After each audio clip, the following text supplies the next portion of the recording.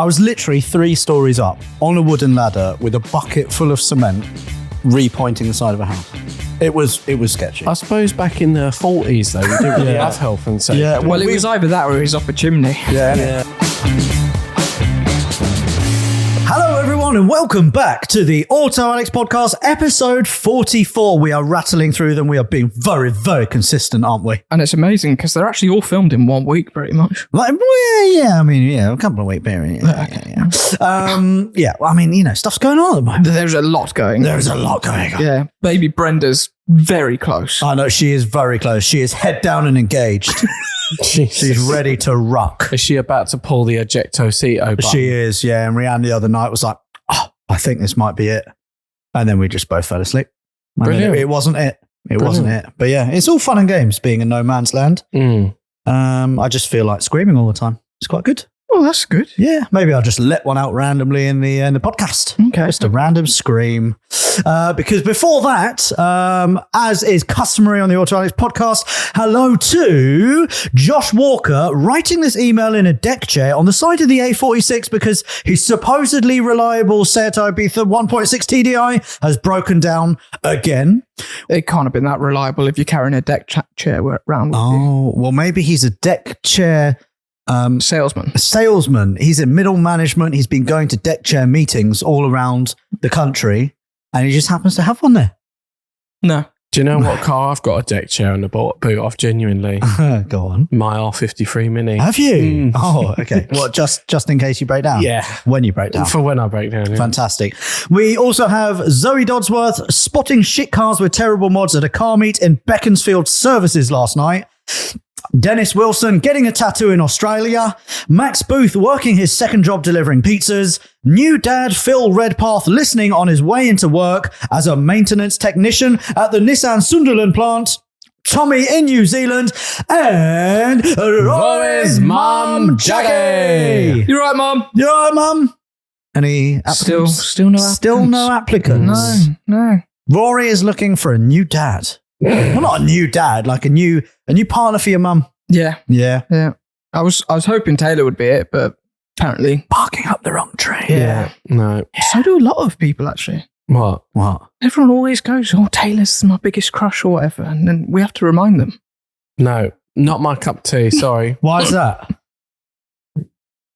I'm not interested in front garage doors.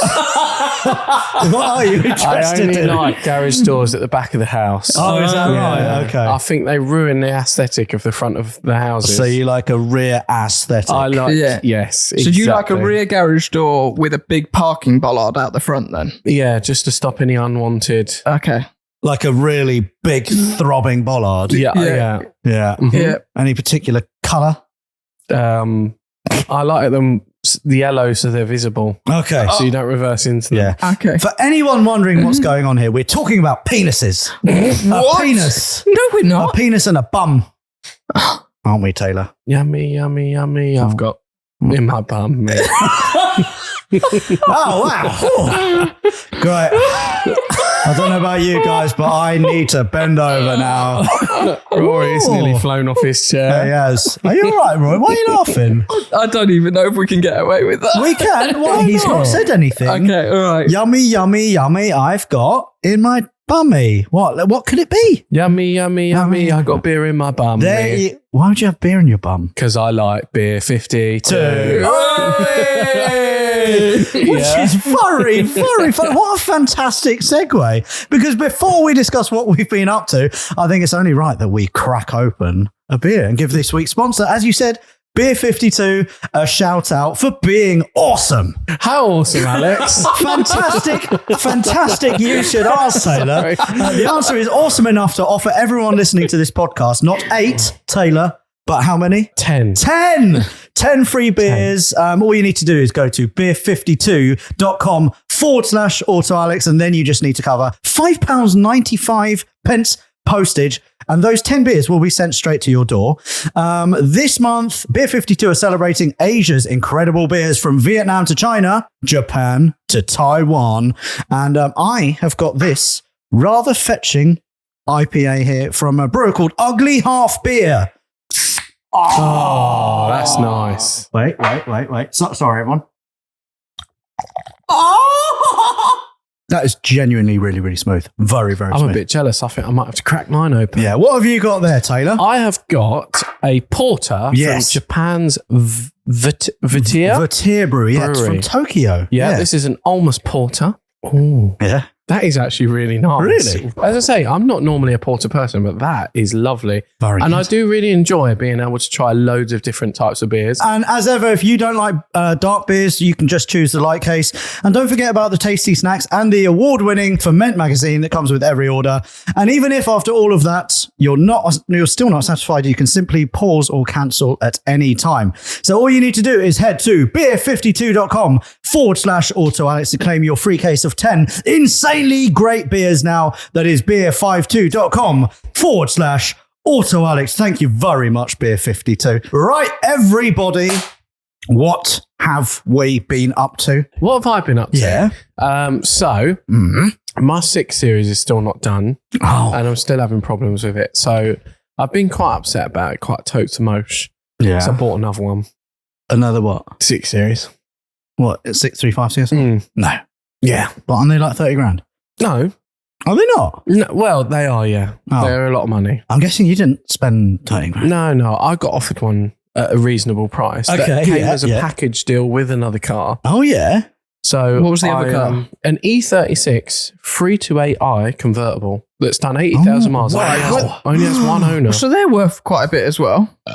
Oh, excuse Oh, me. my sorry, God. beer burp. So that E36 328i convertible, What, 80,000 miles. It's got to be, 5, 6, 7 grand. Yeah. Okay. And then, I'm not going to reveal the purchase price of both vehicles. but then it's 635 CSI, and that's got to be, what, 15 to 20, if it's ropey. Yeah. Mm. So you... Did you pay less than 15 grand? I'm not going to reveal that just in case I want to sell these. Did you vehicles. spend less than £20,000? What if I want to sell these cars? Do you want to buy it? Yeah, all right. How much? How much? You won't buy a 635 CSI. I'll swap you a car. Oh. For what? 635. I don't want an Audi S6. Why not? You don't want Joey Essex. Are you still said trying to you flog c- that? Well, you know what? I thought back to the deal where Taylor flogged it to me and he missold it me. I didn't miss. Oh, really? Yeah. Have you got beef? Missold details. and- Oh. Have you and been it's just- missold so PPI? I think that's fair. Well, let's do another swap. Why would you want the 6 Series? You got an E28? You won't swap cars right now on the podcast. No. What about an E36 328 for an S6? For a Joey S6 That would be a lot easier for you to sell. convertible, Rory, No. to get your head. Rory, No. it'd be a lot easier No. for you to sell. Oh, he's thinking about it now, isn't he? Oh, the No. cogs are turning. I don't know. No.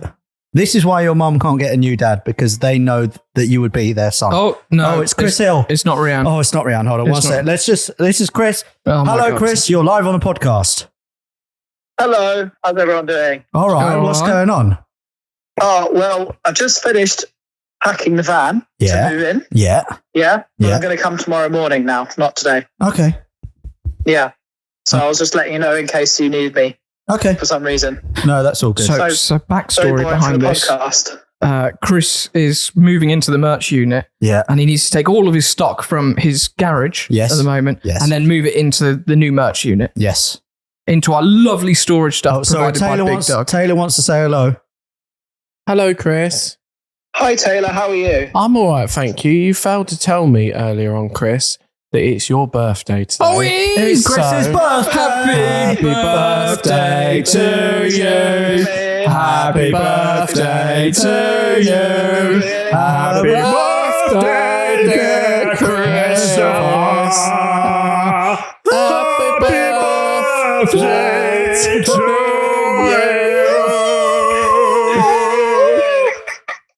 Yay. We're drinking beers for you, Chris. Headphone users, I apologise. Right, I'm coming to the unit right now. You should. Oh, We have actually got loads of Beer 52 beers on the table in front of us. Oh, I'm very jealous now. All right. Well, happy birthday to me. Yay. And I feel very old. So if anyone on the podcast listening has any like spare organs like kidneys and heart and stuff, Mm. I'll have one of them, please. Okay. Yeah. All right. We'll do a deal. I What's just that wanna live rustling forever. going on? Rory's cracked open the snacks. Rory, you've not long had lunch. No. All right, Chris. Anyway, we'll see you tomorrow. Okay. Thanks. Have Goodbye. fun, everyone. Bye, Chris. Happy birthday. Oh, bless him. Bless him. He looks good for 49. Doesn't he just? Yeah. You look terrible for 30. No, no, it's because I spend most of my time with you. Really? Mm. Oh, is that where the You're grey my hairs most came? stressful friend. Dreadful. Stressful. Stressful. Well, no, it can't be because there's a T-shirt that relates to you being stressful. Is there? Yeah. We got T-shirts. Anyway, we'll reveal those at some point. What have you been up to? So, yeah, I bought 6 Series. Yeah. What else have I been up to? Collected my Mini from the body shop. Which, if you're watching on YouTube, is actually behind us on our equipment for Garage's quick lift, which is very exciting. Really exciting. So I picked it up from the body shop. It's been fully resprayed in British Racing Green Metallic. Yeah. And we started reassembling it. So I fitted the grille, which needs to come back off because I've just bought a new one. Yeah. I fitted the bonnet, some of the trims. We've taken all the interior out because we've got new interior. We've got loads of stuff going on this car. Yeah. Which is really, More really stuff exciting. from Moss, right? Yeah, a lot of stuff from Moss. I've bought some stuff online on eBay and some really, really cool stuff actually. I'm really excited to get that car on the road. Hopefully, I can drive it this weekend, which would be very exciting. Oh, sorry, the Beer 52 snacks have now You come two out. Those snacks are literally very just They're had very lunch. good. Do you want some? I'm Come all on, right, try thanks. it. They're sweet. They are so good. Okay, that's I'm not gonna how you eat them. I'm going to stick with my beer. Go on, girl. Oh, yeah. You've done that before. Good Lord. So what else is new? Also, I have been invited to Mark McCann's show Oh, yeah. and they've entered me into the soapbox race. I've always wanted to do a soapbox race. I'm probably Wait, gonna are you crash. building a soapbox? No, they're building one for me, Okay. but I'm going to drive it down a hill. I've never done it before. I've always wanted to. So, That's going to be interesting. I think you'll be at an advantage. Oh, the weight. because of the weight. It's got a lot of weight dragging A lot of down the hill. momentum. Yeah. So, what happens if you break your arm or leg or something doing this? Well, then I go to hospital. Okay. And Where is it? It's at Mallory Park. Mallory Park, yeah. Well, then you won't be able to get to hospital. Oh, the queues. Yeah, there'll be too many queues. Yeah. Just be careful, all right? all right. And when is that? Mark It's the McCann? 26th of August. Okay. I think. So I was supposed to be going, but Brenda will definitely be with us. So I can't. Yeah. So I'm quite excited. I about could take that. Brenda with me. You could send her down the hill in a soapbox. Yeah, I've got an ISOFIX seat now, so I could just chuck her in there. Yeah, that'd be good. Isn't it? That'd Be a fun. good laugh. But yeah, done that. Mhm. Mini, obviously. What else? Oh, been working on Luke's Mitsubishi GTO Oh, yeah. on the V2 Hello, channel, Luke. which has been very, very interesting. We've had some hurdles, let's say. We've had to go out and get some spare bits to get it to work. And Yeah. Well, like an engine. a lot of wheel spacers because Luke ordered the wheels that he thought were correct but didn't actually fit. Oh, shit. So we had to get some spacers right at the last minute, and we've had to get an alternator for it. Had to do the cam belt twice What? because we did the cam belt on it. It's so good, you've got to do it twice. Yeah, Mm. did the cam belt on it the first time, but the tensioner that it has is really weird, and it actually came loose while it was running, and it jumped. Oh, shit. But luckily, didn't damage the engine. Bloody hell. So That's very lucky. yeah, so we had to redo it, but it was a pain in the ass. So spent ages doing that.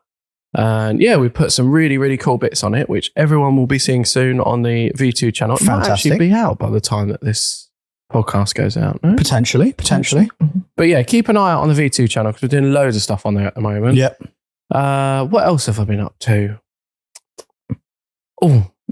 Go on. No. He's holding back. No. Tell You us. got- You you got to gotta tell tell us. us. I've got Lewis's Rolls Royce. Oh, Oh, yeah. yeah. Lewis Freeman from Yeah. Bigfoot Transport. Yeah. Speaking of which, Yeah. Lewis put in an absolute shift. Oh, shall I mention the France I trip? think we need to mention that France trip. All right. So on the weekend, I got a DM from a girl called Charlotte. And Charlotte happens to be, I'm pretty sure it's Charlotte. Charlotte happens to be the first ever subscriber to Autoalex. Like the first ever subscriber. That's mad. Yeah, which is mad, yeah. And she messaged me saying, wonder if you can help. Me and my husband are south of Paris, like 100 miles south of Paris, in his Jeep Grand Cherokee, and the car has shut itself. We don't know what to do. We just want to get the car back to the ferry. We've had quotes of like 3,000 euros just to do that, just to get it back to the ferry. Also, can we put a broken car on the ferry? Can you help? So I messaged back and said, you can't have a broken car on the ferry. They won't allow that. And then I said, but let me make a little phone call. So I phoned up Lewis Freeman from Bigfoot Transport. And I said, look, this is the situation. What's your cost? And he was like, well, I can do it tonight, or I can start the journey tonight. I'll do it for literally half price what those people were offering. And he wasn't trying to undercut. That was literally his rate. Yeah. Plus ferries as well. He's obviously got to pay for ferries as well. So, that night, 3 a.m., he was on the first crossing over and he went and collected that car. And he used his Range Rover to tow back a 3.5 ton towing capacity, which is fantastic. And Charlotte is over the moon. Brilliant. So, well done to Lewis for doing that. You pulled in a massive, massive shift. Yeah. Fair play, Lewis. Yeah, we well do done. like him. But you've got his roller. Yes, so Lewis has been suffering from some health issues recently and hasn't been able to fix his Rolls Royce. It's got a running issue. It doesn't run at the moment. So he brought it over to mine at the weekend and I'm going to get it running for him. Oh, that's And good. then hopefully he can drive it. And it'd be cool to see that on the road with the Mini as well. Yeah. Little Ever and since large. I've known him, he's always had a Rolls Royce. Mm. And ever since I've known him, He's never driven he's it. never It's driven always it. been broken, isn't it? Yeah. So it'd be cool to finally fix that and get it on the road and zhuzhed up. So just recently, just trying to help all my mates fix all their old cars. Fantastic. They've been sat off the road for ages, Yeah. like Luke's GTO and everything. So And you did a deal on my behalf, didn't you? yes, I did do a deal on behalf. Obviously, it's not fully carried out yet because it hasn't been collected. Uh-huh. But I've agreed a deal on an E46 touring trailer, Oh, God. which is very exciting because we can all nick it. Yeah. Because we've all got E46 tourings. What? Me and you could nick it. Yeah. Why can't he nick it? Well, because it'll be he, mine. He needs to be able to create a tow bar situation. No, but I have many cars with tow bars on. Oh, no, Yeah, but but you can only tow an E46 trailer With an E46 with an touring. E46. Well, then you'll touring. have to put a tow bar on yours. Oh yeah, but I could get a bolt on one. We Well, then need go on, we then. need to come up with a system on yours to get it working. I'm thinking ratchet straps. I think you should get a tow bar 3D printed Yeah. and then fit it. Out of That'd wax. Yeah. Mm. Out of wax. That would be good, Yeah. wouldn't it? I just won't drive it in the sun, Otherwise it'll melt. innit? Yeah. That would be good. Speaking of tow bars, did you see Whistling Diesel's latest thing? Yes. On the Cybertruck. Do you know what? I was initially when I watched that, I was like, oh, to be fair though, Teslas are never meant to tow that much, blah blah blah. But they are. But I didn't realise the Cybertruck is like rated to £10,000. Mm, So that is it should do better. it's better. Mm. It shouldn't like Well, let me That was rephrase. dreadful. It should do. yeah. It Like that literally wasn't a shattered. massive like it was a bit of a tug, but that is nothing that Sorry. a normal car would what? Hmm? Anyway, you should be backing this up. Elon Musk is the savior of the world, and he is the best He is. man in the So world. what happened is this is like unofficial news. Whistling Okay. Diesel actually took a hacksaw to it before. No, really. Yeah, he spent 7 days. It's and 7 amazing how he nights. managed to make those fracture marks look so real as Yeah, well. he's just got so much money. He spent all of his YouTube money just trying to make it look like that. Oh, okay, yeah. But yeah, me and Elon, we were FaceTiming Yeah. and we were like, nah, look, we can tell. We can tell. We've run the numbers and we've done the R&D and the CAD. And yeah. it just doesn't check out. No. But it's really bad. It is really bad, yeah. It's bad. It's a very good video, wasn't it? Very entertaining. Yeah, it didn't. To be fair, like when you actually looked at its off-road capabilities, it was actually quite like it did beat the F-150 in most. Oh, yeah, massively, in yeah. most things, really. I mean, the drive shaft, It was- the prop shaft broke on the F-150 as soon as it went off the trailer. It was literally just the durability. I will say the closing the door. That's not great. Oh, that's really bad. That's not great. Yeah. And You that- slam it and then the whole thing just shatters. And one of the doors, he slammed it, but it wasn't like I would say a kid could just slam it at that level in anger. Yeah. Like if you had your kid in the back and was like no, and then Are slammed we the thinking door. like an angry little Rory? Yeah. I bet you were an angry little shit kid, weren't you? What? Yeah, I bet you were. No. Yeah. No. No. Temper tantrum No, little bitch. you're the little steroid kid. You're like Am I? Yeah. Oh. You were the one that was like, no, let me go cut up a wheelbarrow with an angle grinder. Oh, yeah, no, I did do that. Yeah, I was doing steroids at 10. Yeah, I knew Yeah. it. You knew it, yeah. I yeah. absolutely That's knew why I look so buff now. Right. All right. I would What say. do you guys actually think of the Cybertruck? Gimmicky. Yeah, gimmicky is a very, very good word. I think in real life, in real world tests and just general usage, no one's gonna buy it for that. Mm. It's I think everyone who's bought a Cybertruck is just using it as a kind of, like the Defender Chelsea tractor. I don't think It's a fashion thing. I don't think any people in the trade are actually using it for what it should be designed for. Plus, we still have to get to the point where I know it somehow has passed the US pedestrian. I don't think the US does have many pedestrian safety things. That car would not pass EU standards. Well, that's why you can't get them over here, isn't it? Yeah. And have you seen what it's doing to cyclists and motorcyclists? No. You literally cannot see a motorcycle in front of you. There's a really great motorbike channel called Fort9, and I think he borrowed one or something, and he ran the numbers.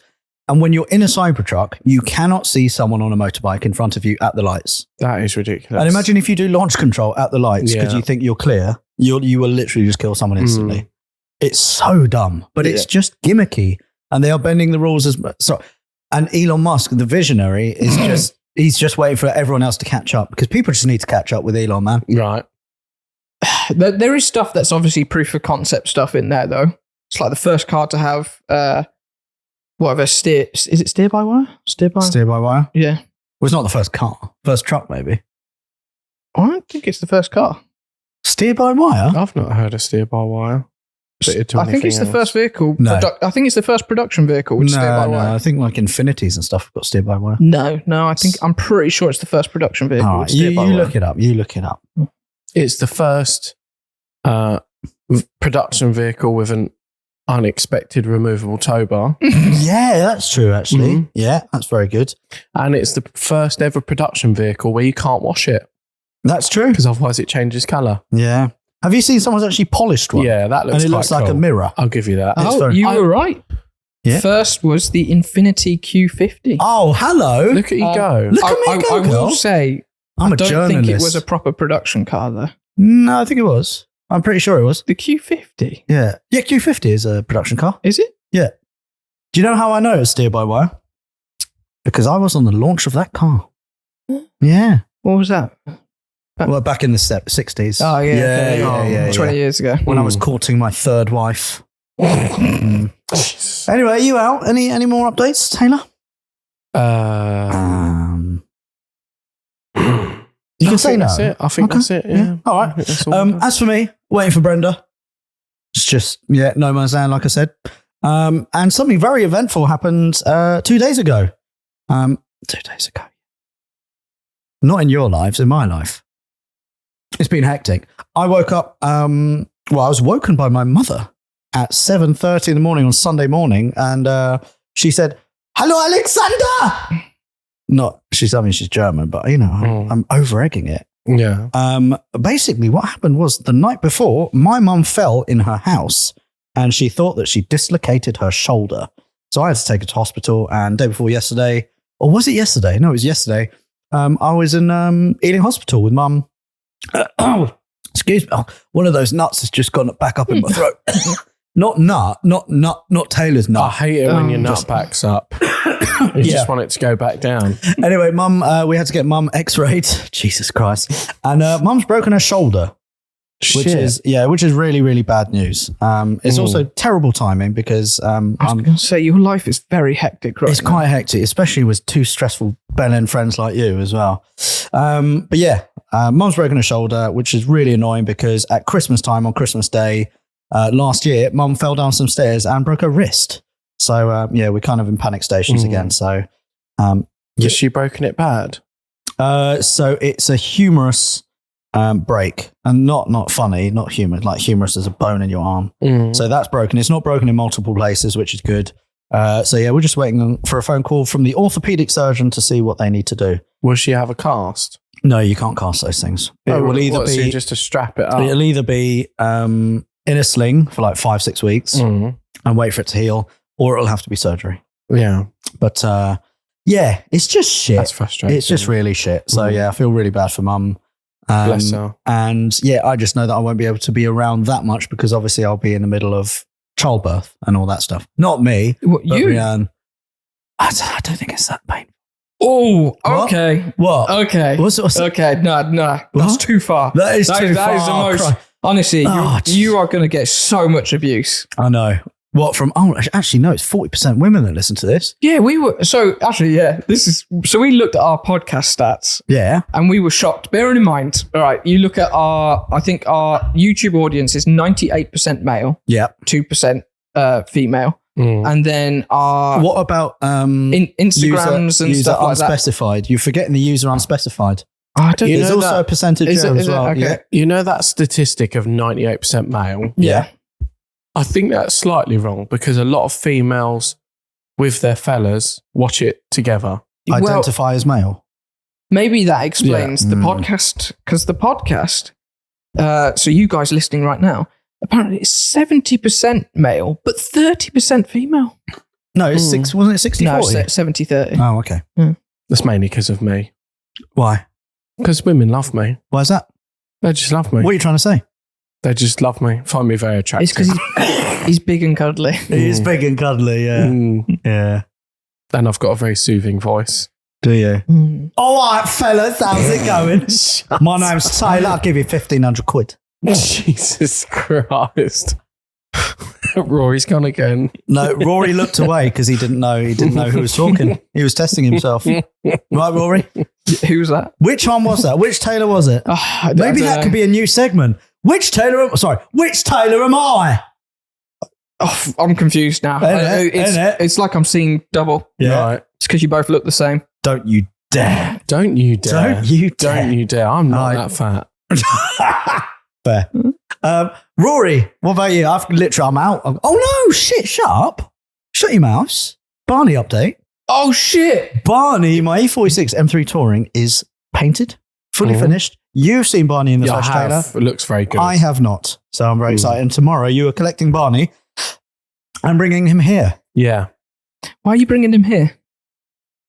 I don't know. Why am I bringing him here? What? Did he say how? No, why? Doesn't it Well, need to where go else back is he going to bring Well, him? it needs to go back to Reedish, doesn't it? Yeah, but that's not Taylor's issue. No. That's a me problem. You just want to see it. You just I want wanna to see see it. it, That is yeah. it, because otherwise you just get it straight there. Mm. Well, no, because we need Taylor here tomorrow.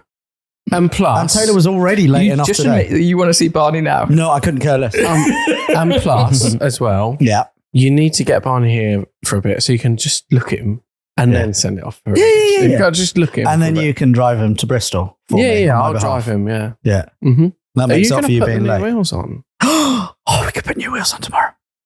Mm. Do we have tyres on those wheels? Yeah. Yeah. Oh, okay. Oh, yeah, we do. We've got We got the the Accelera Accelera 651s thanks to Tyre Streets UK. If you want to get 10% off, use the code Autoalex. Oh, that was smooth, wasn't it? That was. That was really smooth. Rory, what's been going on in your world? So Mhm. took the Spitfire home. Yeah. Breakdown? It was massively overheating on the way back. Oh, Fantastic. Couldn't figure out why. yeah. Because I was like going, we've got a new radiator on here, new coolant hoses, new coolant. It was being bled properly. I just couldn't figure it out. I'm driving home. I was on the phone to Taylor and I was like, Taylor. What? Sorry, what? You were driving home, you were on the phone to Taylor? Yeah. He just had it to his ear. Yeah, I just. You know what? I was actually pulled over on the side.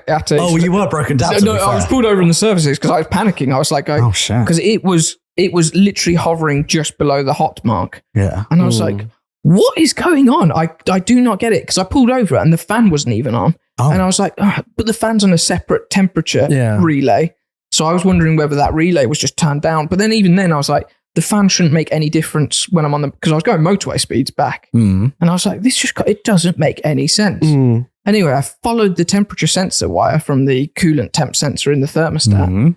And then I followed it, and then it suddenly disappeared and went underneath the cam cover and then came back out the other side of the cam cover. Is that not the same wire that was in the video that was... Yes. Yeah. So, But there is a shot of you laughing, the camera comes round, looks at it, and you're like, ha ha ha, that wire shouldn't be there. yeah. So at some point, it's got taken off again Yeah. and then put back down again.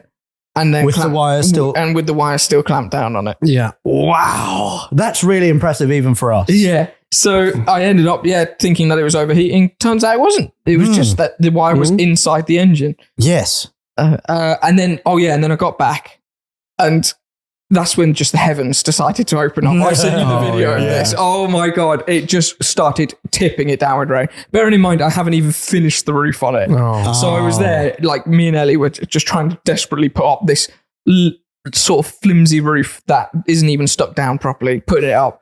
And I wound the windows up and I was just looking at the car from my conservatory, just looking at it. Just absolutely water pouring down inside. I could see it running down the inside of the windows. And I was like, oh, God. You know what you should why do? have I done this? You should put the awning up on your Defender and park your Triumph underneath it. So I bought a cover. Annoyingly, the cover had arrived the day after this huge downpour. Oh, no. But it's now undercover. So What kind of cover is it? Is it a good cover? Or have you spent like £10? I spent a lot of money on it. Yeah. How much is a lot of money for you for a cover? I think 100. I spent 120. Okay, that's a good amount for a cover. Yeah. I don't know whether I would say it's a good cover. Oh, really? There's no lining to it. It's literally just like thin plastic. Like it's a very lightweight cover. Okay. But I would have thought that there would have been like a lining on the inside. Where did you get it from? eBay. Okay. Lots of good reviews, positive reviews? Or? eBay. Okay. Yeah. Why didn't you go on Amazon or something? Why didn't you ask someone? eBay. Right. Okay. Yeah. Okay. This is definitely not sponsored by eBay, is it? No. Wow. Are you saying the cover's a bit shit for £120? But does it keep the water out? It's kept the water out. Okay. That's the main There you thing. go. That's the main thing. It's waterproof, and to be fair, my paint's already scratched up. Yes. So it's fine. Yeah. Okay. What are you going to do about it when you get it painted? I'm going to have to build a garage. Oh shit! You're just gonna have to. You're gonna have to expense that as well. I'm going to build it. Oh god. Oh god. It's not gonna go well. Is it? Do you know what? I'd actually quite like to see that. Same. Well, maybe you have to come down and help. I would like to see you doing some bricklaying. I was thinking, how hard could it be? Oh, Do you know where my defenders? Sorry to all the trades. You know where my defenders park? Yeah. To build, like Taylor's little mini garage that guy had. Oh, the little. Oh, wooden yeah, one. yeah. How hard would it be to just build something like that?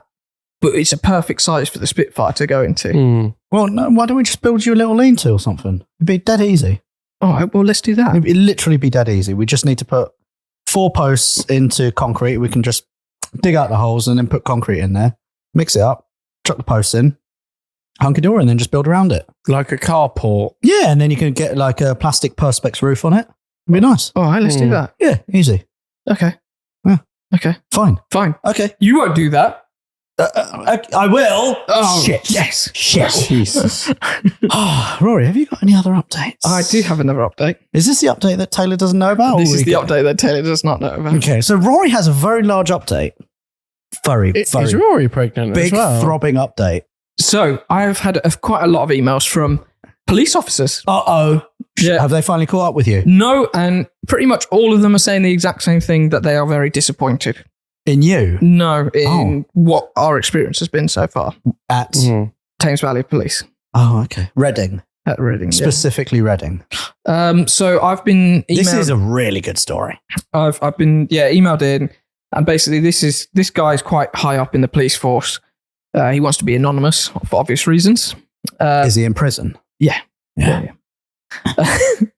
So he's put. So as far as me and my colleagues are aware, if TVP, that's Thames Valley Police, have decided that the bike is in fact a 19 reg and it's had its VIN altered or defaced, it should be scrapped as a Cat A and crushed. If TVP have decided it's a 12 plate bike, which you're the registered keeper of, and they're unable to contact the previous owner, it's 10,000% should be restoring the bike to you and not auctioning it off. And even if they do select option 1, there's absolutely no reason why they can refuse to give you your parts back. They are your property and not property of the bike for when it was stolen and had its identity changed.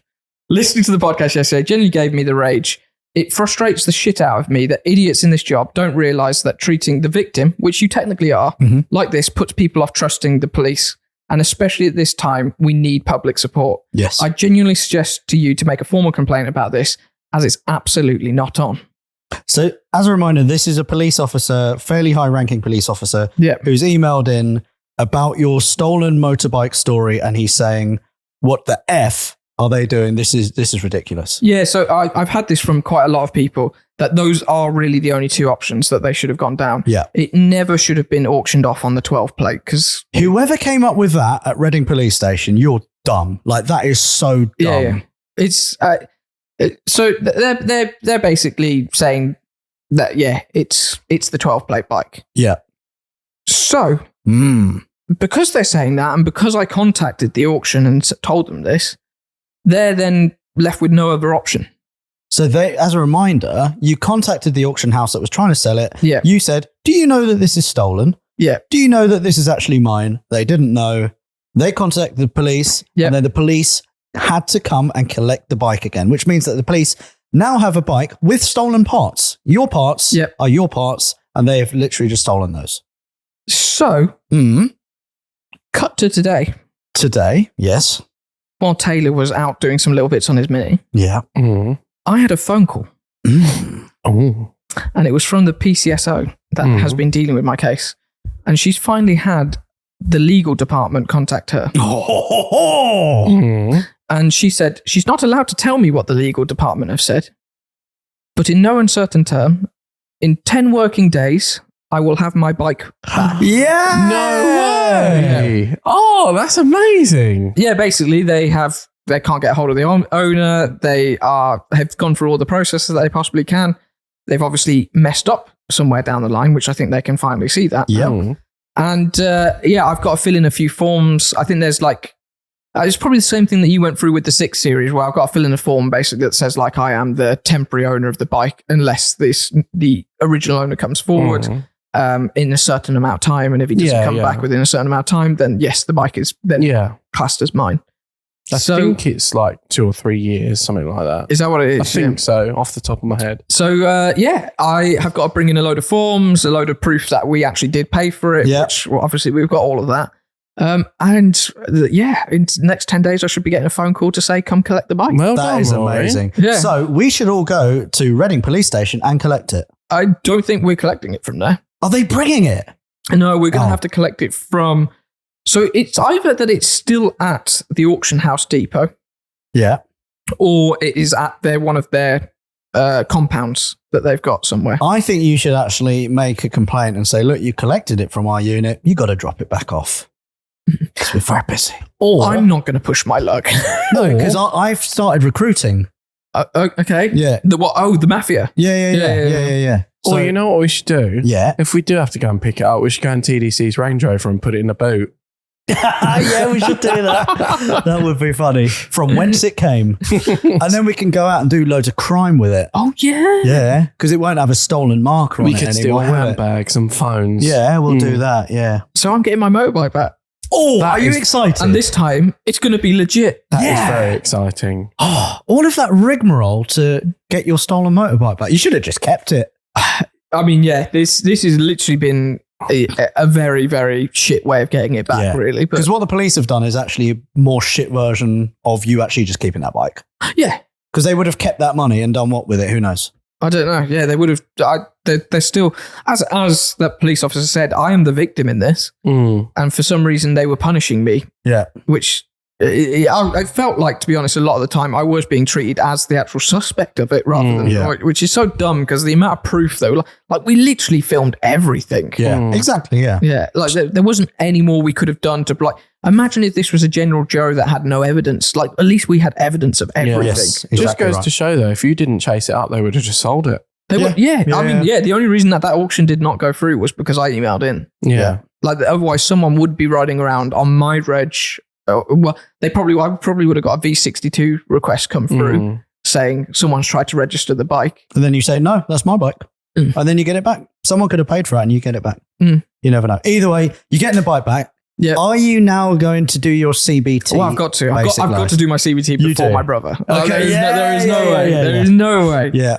So definitely going to get that done, and I'll have a bike again. That's very Fantastic. That's exciting. very. And you live in Middle Earth? Wales? I do. I live in literally motorbike. I cannot tell you the amount of motorbikes that fly past my house and Really? the road near me.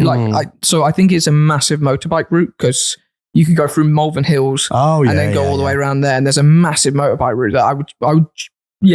There's Oh. and then I didn't realize literally around the corner from me, there's this little high street along the river. Yeah. 7 pubs all in a row. Really? Wow. So what, you're going to go drink driving? No. So you ride the bike there, you leave the bike there, Yeah, you okay. drink all the beers, and then you ride stumble. home. No, you stumble. Oh, home. stumble home. Yeah, Fantastic. On the bike. No, on the river. On the river. Speaking of bikes, Yeah. my S1000, I'm getting it MOT tomorrow. And I'm going to start riding it. That's exciting. Start enjoying it because I've not so- been on that for a while. Yeah, I was going to say, when was the last time you rode a bike on the road? When was the last time Isle of Man TT? So Wow. when was that? About over a year ago. No. I went to the Isle of Man recently. No, that doesn't count. Well, you asked me a question, I answered it. So when so was it the last time you counts. rode a bike in the UK? Last Isle of Man TT. What? Well, the Isle of Man is the UK, part of the United Kingdom, In England. in England. Anyway, thank you very much for listening. I don't know. It's been a while. It's been a probably while. the last Isle of Man. No. I've done trips. I've done trips since then. Yeah. Oh, yeah. No, you went to Bruges. I didn't went you? to Bruges and Bruges must be one of the last times. yeah. Potentially. Yeah. I can't remember. But very excited to be back on the bike. MOT tomorrow. So it's going to be good because traffic at the moment, shit, it's so shit. We're going to have to go for a little ride. We are, yeah. Oh. And with Chris as well. Yeah, try to keep up. I do still need to get my license. No, you would Why kill not? yourself. No, you kill would yourself. evaporate yourself. Right. So we're blocking that. Anyway, good update. Everyone out now? Yeah. Okay. Let's now move it on to an email that we've had from Ola Johannes, and he's asking for car advice. And the subject line is threshold for when to stop pouring money into repairs. Hi, Alex, Rory and Taylor, listening to you guys from my living room while my 2-month-old daughter is sleeping in her moon bed. And in brackets, recommend this to Alex. He should check it out for his coming baby. Question, do any of you from experience have a threshold for when to draw a line on maintenance costs and start looking for a different car? My wife, in brackets, has a 2014 Golf Plus 1.6 TDI. Last year, she racked up €4,000 in new timing belt, dampers, and brakes all round. Yes, all expected, somewhat down the line. This year, we got stranded on the Autobahn from a faulty injector. Another broke while getting the broken one loose. Total cost €2,000. What? I'm afraid clutch is the next big cost. This adds up to money that should get you a more reliable, boring and conservative daily driver, but it's been dead reliable up to this point. When should you draw the line? Or should we sit tight and hope that nothing bad happens in the coming years? All the best, Olli Johannes Haverninen Jetervold from Denmark. Do you know what? I'm going to say something here. Big Pete. I don't think any of us are qualified for this answer. I am. No, you're not. I am. You drew a line under Big P and it's Yeah. now been reliable. For how long? It's been 2 months. It's been 2 months of heavy mileage. Big Pete, Yeah. I fixed the fuel cap. Oh, really? Yeah, Jamie. See, I could have fixed the fuel cap, but that would have cost. That Big P is, and how you've done thousands of miles in that Big car. Pete is nearly on 184,000 miles now. So I think that's actually 10,000 miles more than when we sold it. Just under. Yeah. So you've done 9,000 miles ish. Yeah, about that. Okay. But what's the threshold for us, like timing wise? So Is it first 3 months? Is it first 6 months? What do you mean timing wise? What like? Like when we could say, thank God we sold it because X has gone wrong in 3 months. I would or have in said 6 it was months. mileage. I would have said 10,000 miles. Well, we're not at 10,000 miles, Rory. We're at 9,000 All right. miles. If nothing goes wrong in 10,000 miles, I would say we made a mistake. Okay. But then what happens if something goes catastrophically wrong at 11,000 miles? Well, then that's just wear and tear. Yeah, for me, Johannes, Ola, the answer for me is Big Pete because I threw so much money at that and I was just done. And yes, Taylor, you've had quite a good ride so far, 9,000 miles down, but I'm just waiting for that day when you're like, fellas, I'm selling it. And then you sell it back to me for 1,500 do you know quid. what? I genuinely don't think I will. I really like Big Pete. It's great. He is great when he works. I really, really do like Big Yeah. Pete. Even if something goes wrong with that car catastrophically, I will just sort it out. So much so, you're going to be doing a little episode on it, aren't you? Yeah. I Oh, want to yeah. give Big Pete a glow up. Oh. I want to zhuzh him. There's a Zhuzh few him bits up. I want to do to him. Yeah. I was thinking I'd quite like to put a light bar in Big Pete somewhere, but somewhere where you can't see it. Yeah. Do you know what I really windscreen. like? The windscreen. Yeah. Do you know what I really like? You know, on Disco 3s and 4s, you can get those winches that you can't see. Yeah. Yeah. It's just like a little letterbox. I Yeah. love one of those. Yeah. Do you know who does all that stuff? the Britpart? Britpart was all that stuff. And also, do you think maybe some different wheels? I was thinking that. Oh. So I used to, on mine, I had, I think they were Range Rover Sport wheels. You are such a tart. Oh, You're a chav. I just like to say, it looked the bollocks. Did it? What wheels are you thinking, Taylor? I don't know, maybe some aftermarket ones. Oh, Some well, zhuzh. urban. I don't want to make it chavvy. Okay. Are you saying urban is chavvy? I'm saying it's easy to make them look like a Chelsea tractor. Okay. Well, like urban. Yeah. Okay. So, I mean, it's in the name. It's a Chelsea tractor Yeah. urban, obviously, yeah. but no, going back to repair costs. Yeah. So with me, I get a car, something goes wrong, and I immediately just sell it and get rid of it because I don't like it or I find that I dislike it or whatever. Oh, Rory is just showing me the wheels. I would say, like, I don't think that's going to be Taylor's taste. Let's have a look. No, I don't like that.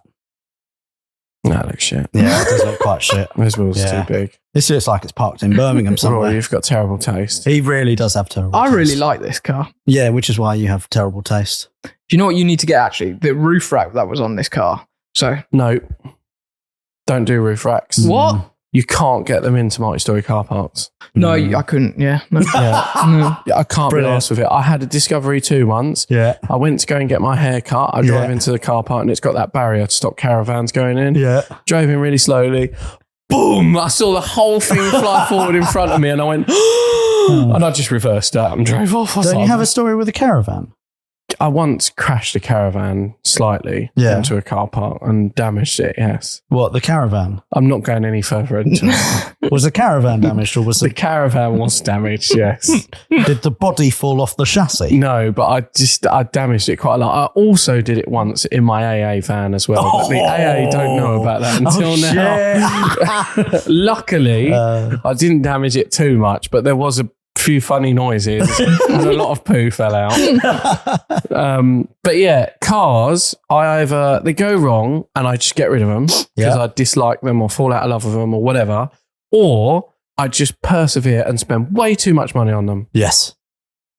Like this your green Mini. thing behind us. Like I did with Big Pete, and then I was just like, I am done now. Yeah. I am done. Would you say you went too far with Colin? Oh, my E36 The thing is, M3 right, Lemon. I've got a thing about Colin. You say that Colin was a lemon. Yeah. I think you just bought a car that was just due maintenance. Because you say it was more- unreliable. The last straw for you was when the fan went. That is a maintenance item. Yeah, but everything else. Like what? Literally, You know what it is? all though? the suspension was complete toast. Maintenance. The whole underside needed redoing. It needed a full restoration. That's poor purchasing. It was a lemon. So it was a It lemon. wasn't a lemon. Yeah. The engine also felt quite tired. Handling was off, and it was just a bit of a dog. Paintwork wasn't great. Blah blah blah blah blah. Mm. So yeah, and it was also quite slow. Like that car's biggest Probably problem. needed Vanos. That car's biggest problem was the fact that I had turbocharged Phil at the time, Mm. and every time I got into Colin, I was just like, "This is boring. Just doesn't do it for me." Yeah. So But yeah, going back to the Golf, yes, I believe that he spent so much money on it now, it would be a bit silly to back out of it. You've Okay. gone past the point of, because the thing is, you could sell that car, go out and buy another one, and it could need the same work again. All right, it's just put those injectors in it. Those 1.6 diesels do suffer with injectors. They're quite common for it. Mhm. But that's now been done. Yeah. So Okay. yeah, it may need a clutch, but then you could go out and buy another car that then needs a clutch. Mm.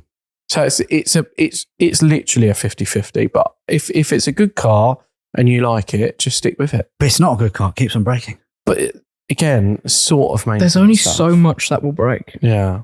Yeah, unless it's As I kept telling you with Big P. unless it's a Discovery, in which case stuff will just break just to piss you off. 10,000 miles. you know No, he's what not it done is? 10,000 miles, though, has he? Do you know what it is? It's because I look after my cars. That's why Really? it's not No, all you like doing is just washing them, cleaning them, because you're a tart and you like I making like them cleaning look nice. cars. Yeah. My rule is if I'm using a car, it gets cleaned at least once a week. Okay. Is that why you're always late? No. Were you cleaning your car this morning No. when you I were was- 1.5 hours late? No, I was honestly, Mhm. I overslept because I didn't set my alarm because I was working on Luke's GTO until 2 o'clock in the morning. Whose fault's that? That was mine. And I apologise. I'm fully admit to that. It's not like we had an argument Mummy- last week about being late. Mummy and Daddy are arguing again. No, it's Daddy and Daddy. No, isn't it? that's not an argument. I admitted something that I've done wrong and I've apologised for it. And what are you going to do in future? I'm going to try and amend my attendance. Don't try, just do. Anyway, we're going to move it on now before Taylor and I start kissing passionately.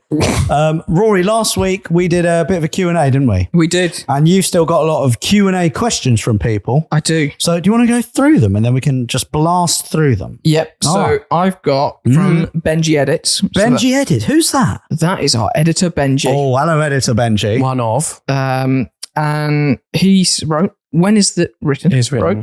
Written? is written. Well, he wrote. No, that makes sense. He wrote, Yeah. when is the next road trip and where is it? So we were just discussing this. We were. And as much as we love it, it's going to be the Nürburgring Yay! Let's go to the Nürburgring. Purely because we always said that when Alex gets his M3 touring, I'm going to smash it up on the Nürburgring. he's going to smash it up in the Nürburgring. Yeah. Especially because Misha now has a purple M3 new touring He does, over there. yeah. So it just makes Race so me, much Misha. sense to go over Oh, there. shit, why did I say that? Don't race me. And Yeah.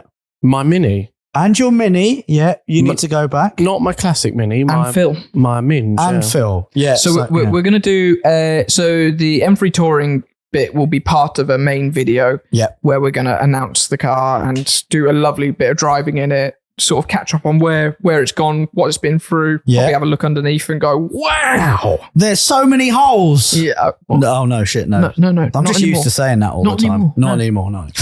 And then we're going to do some smaller V2 episodes where we'll probably take the Mini and Phil around Yeah. for redemption. Redemption. Because last time I drove Phil, the diff was slapping about loads, so I actually didn't enjoy that. We didn't have the tyres set up properly either. I think we had them way over pressure, which obviously Oh yeah, God, as a yeah. tyre gets warm. Yeah, no, it then it was genuinely dangerous. And Misha, do you remember when I went with Misha? He was going to drive Phil, and then the track closed. Literally, a man walked across with red cones and said, "No, we're closed now." So Misha needs to have a go at Phil. I want to have another go at Phil. I want to drive Barney, and you, Taylor. You need to have a proper blast around that track in my Mini. Minch. Yeah. Which Because would be it very blew exciting. up last time and we It only did. had time to do one lap, which was Misha driving. Yes, With no yes. clutch. And I was terrified. Absolutely terrified. Yeah. So we're going to be doing that. We're very excited. We haven't been to the Nürburgring actually for quite a while. And in between, we've done little road trips through the UK. We've been to Poland and back. So hopefully everyone can chill out a little bit and just allow us back to the place that we love most. And I would probably say after that, it's going to be the classic cars. Yes. Yeah. And we're going to, I don't know where we're going yet, but I'd like to go somewhere stupid in them. Mm. Yeah. And I want to do, so I was thinking this. So we're going to probably start the trip off with starting in London, because classic cars, we can drive Yeah. them in London. Yeah. And then go all the way to Dover. And that part of the trip, I'd like to just shout out to you guys, basically, Oh, that anyone with classics can come join us on the trip Mm. and join us for the London to Dover route. That would be great. yeah. And then if you follow us all the way to wherever we go, then that's your call. Yep. Yeah, we are going to book our hotels first, though, so it doesn't Yes. become really expensive. Yeah, we're going to do Dover to Doha. No, No? we're not. I looked. It was like 3 hours. Okay. I think we should go to Mumbai. Yeah?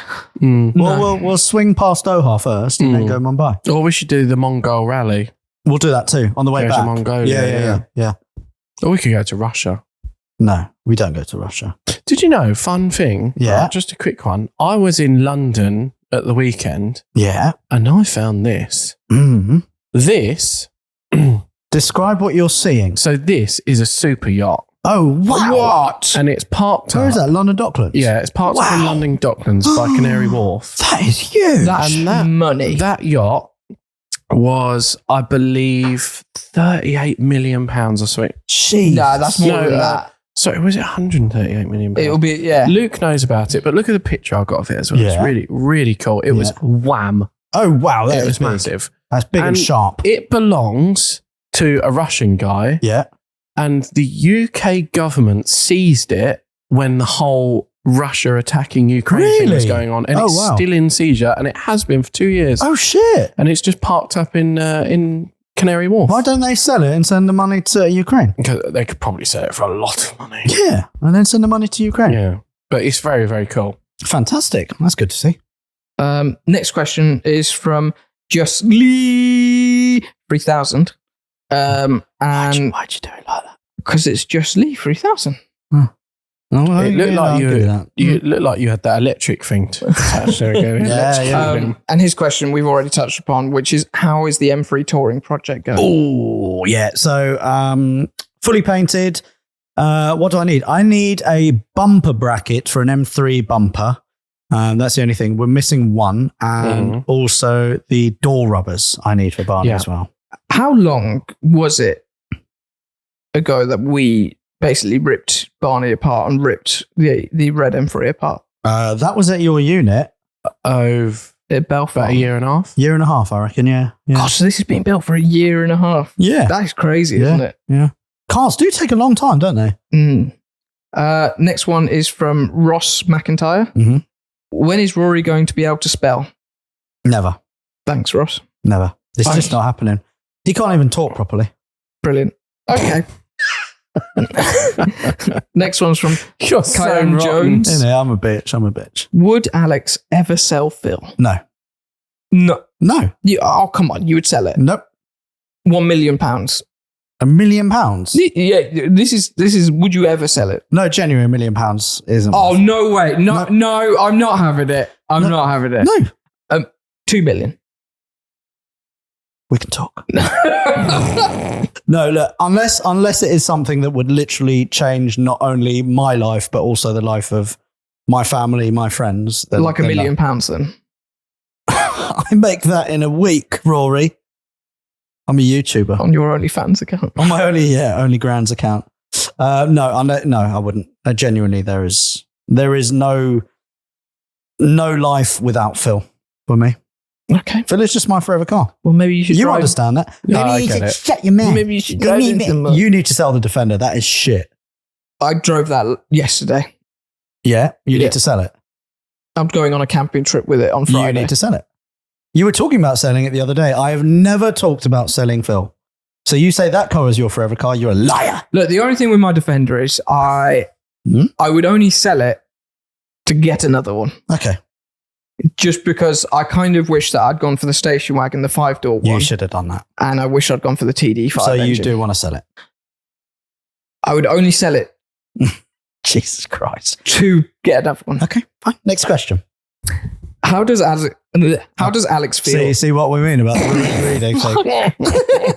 How does Alex? How does Alex feel that he made an entire generation fall in love with MX-5s with Phil? So I asked you this earlier, Yeah. and you didn't think it was true up until the point when we were like going, but how many people have you had come up to you go, oh yeah, I bought an MX-5 because of the MX-5 series? So genuinely, I would say either through DMs or people coming up to me. I'm not embellishing here. I probably think about 2,000 people have said that to me. So that, yeah, as I say that, that's a lot of people. and that's just the ones who have said it to you. Yeah, that's a lot of people who have bought an MX-5 because they've seen Phil on YouTube. I bought an MX-5 because of Project MX-5. Did you? Yeah. You're an idiot. But But fair, no, I you appreciate think it, yeah. what? So when we used to work at Carfrol, our office at one point had 9 MX-5s. Oh. Well, and bear in mind, only 22 people worked there or something at the time. Only 7 people were there. Yeah, I think it was literally nearly half the office had MX-5s. Yeah. So yeah, how does that make me feel? Amazing. I still massively rate MX-5s. They're great platforms to modify. They're great platforms to work on, to learn your driving craft.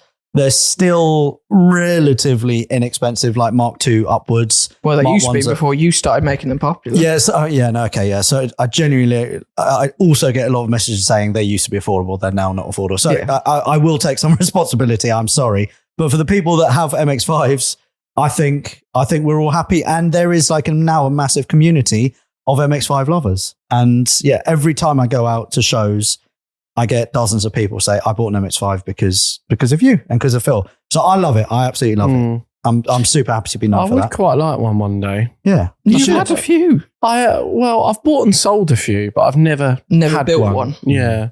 If I was to get one, I'd quite like a Lindsay. Yeah, Mark 3. 3. Yeah. Mark 3, 2-litre sport. Really, really good. That took me by such a massive, massive surprise. Great platform. I'd either have a Lindsay or a Mark 1. Yeah. But I don't like how quickly Mark 1s rust. Yes. They really do. Well, rust. not as bad as Mark 2s. No, but I'm not really a massive fan of Mark 2. No. But yeah, if you are actually on the fence of getting an MX-5, get either a Mark 1 or get a Mark 3. Mark 3 I can recommend. They do obviously rust, but they won't have had as long to rust. So get them while they're still relatively inexpensive. You can pick them up for like $3,000 or so. What's a better driver's car? Mark 3. So between Phil and Lindsay, which would be quicker around a track, do you reckon? Well, because Phil's got the V6. Unless if they're same power. Lindsay, I would say, I think Lindsay had better handling than Phil. Yeah, 100%. Yeah. So wider track, slightly longer as well. Definitely felt more planted. So around the Nürburgring. Around the Nürburgring, I think... Because you can keep up a lot of speed around the Nürburgring. You can, yeah. It's all about momentum. But I think Phil's grunt would actually knock off quite a few seconds, especially uphill. Okay. Yeah, because there's a lot of uphills, obviously. Interesting. We've got another question from Chubbs and Scrubs. Is it you, Taylor? Yeah, I've changed my username.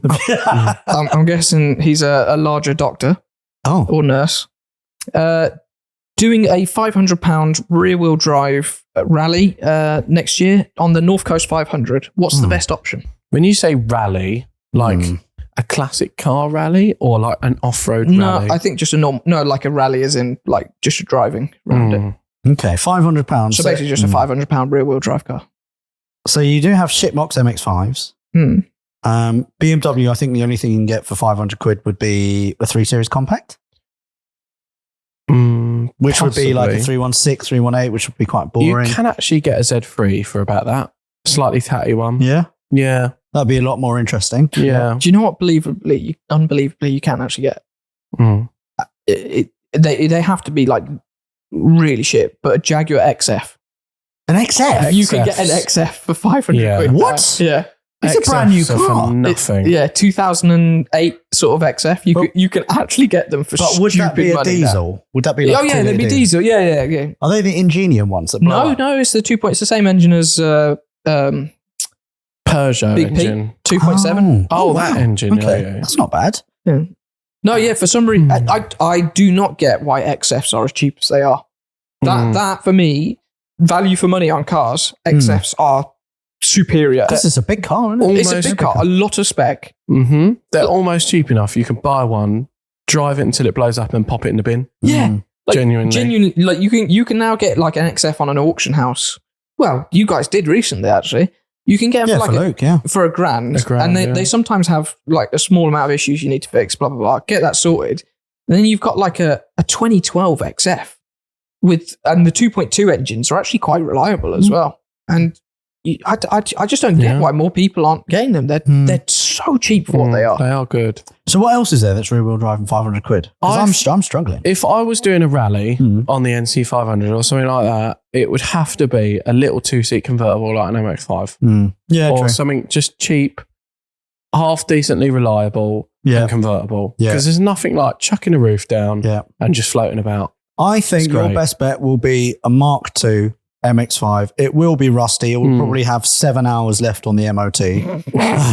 But yeah, just look out for something like that. I don't think... The answer is always Miata, right? For stuff like that. Or a Z3. You can get Z3s for a similar price. Yeah. I would suggest that an RX-8 would be quite fun, but it would cost a lot on the trip. You also can't get RX-8s for that cheap anymore. I think you can, just about.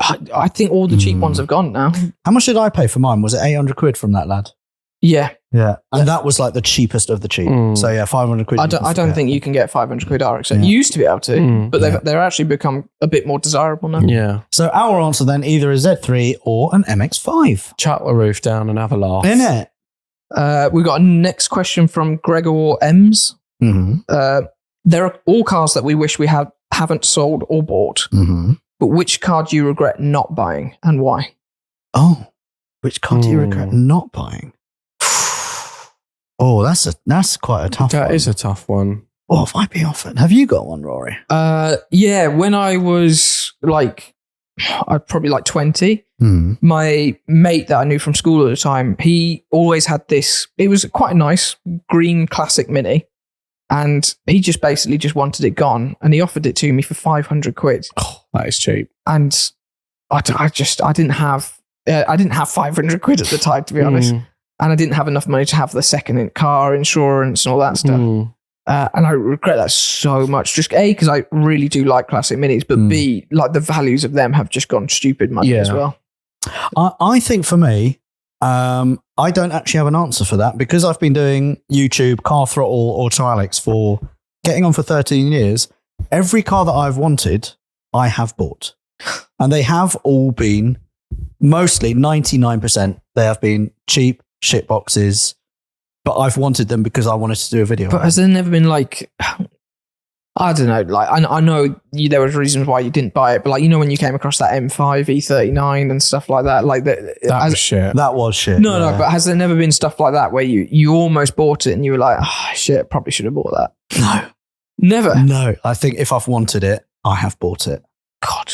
Because luckily for me... That's what happens when you have money. No. Luckily for me, the cars that I've wanted have all been like dirt cheap. I'm quite the same in that. Yeah. I like cheaper cars. Yeah. And for me, when I say dirt cheap, I mean like £2,000 and under.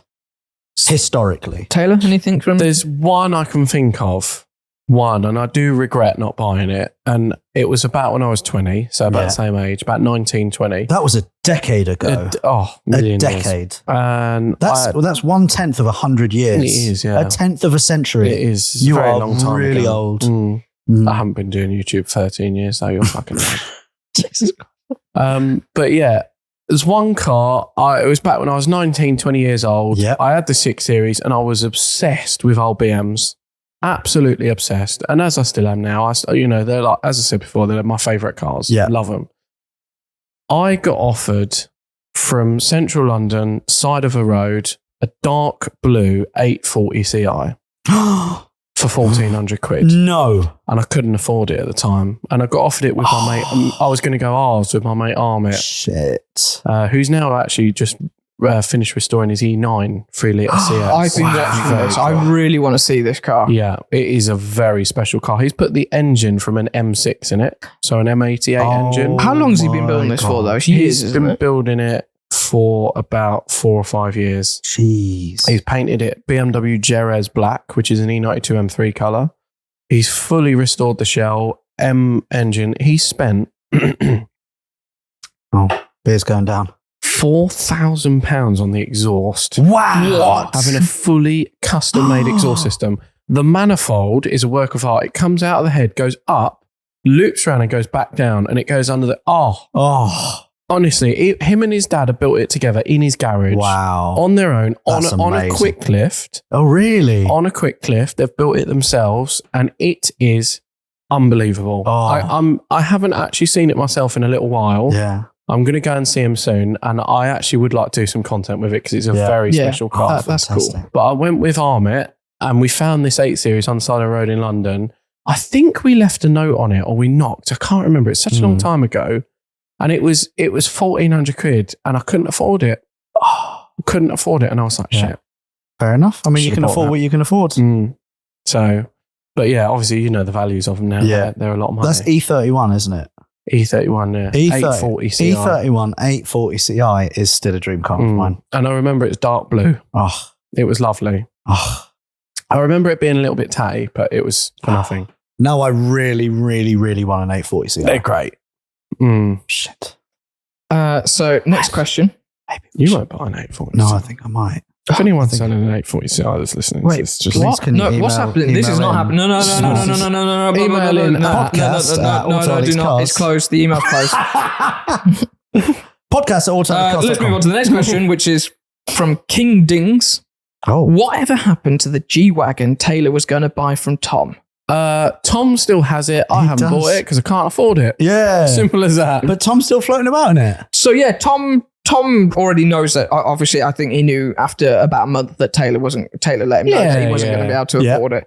And Tom keeps saying that he's going to sell it, But then he also keeps telling me that he keeps floating around a bit and then saying, "Oh, he's a bit of a laugh, though, isn't it?" I think he quite likes I it. think he really likes loves it. Yeah. He finds it a bit stupid as well. He sometimes delivers cars on it with it, where he just thinks it's so stupid the That's fact that he's funny. turning up in a G63 with a car trailer on the back of it. Fair play to That him. screams money, doesn't No, it? it does, If you're doesn't it? towing that, Yeah. yeah. Love it. Next question is from James Devonport. All right, Jim. Would you ever do a USA trip? Oh, 100%. I'd love to. Oh, speaking of, the embassy actually messaged me and said, Oh. what? Oh, I thought this was going somewhere else. What? No, the embassy messaged me and said, look, we have an opening on, when was it?